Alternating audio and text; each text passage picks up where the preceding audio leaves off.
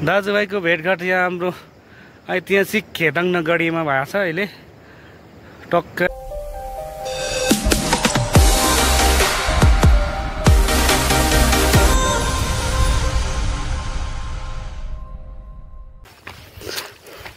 Hello and नमस्ते everyone.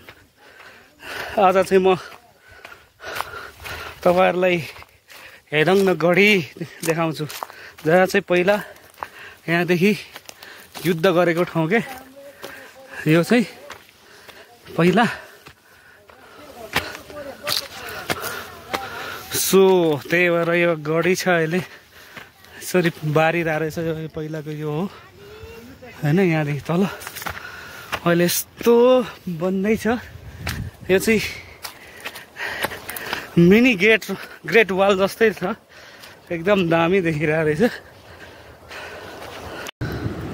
यो चाहिँ अरुण नदी हो, टक्क पहाडी फ्याक्सिरा हो। यहाँ वारीदेखि चट्ट पारी, यता पारी चाहिँ पहिलाको युद्ध हुने ठाउँ हो यो चाहिँ। अहिले यहाँ अरुण थाडको काम चलिरहेछ।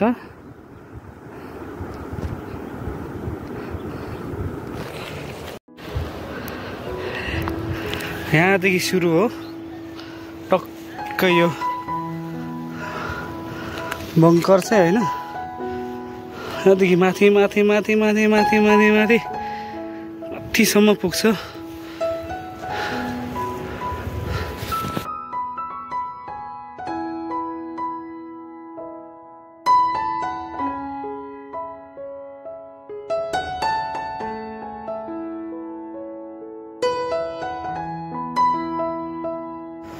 दाजुभाइको भेटघाट यहाँ हाम्रो ऐतिहासिक खेदाङ नगरीमा भएको छ अहिले।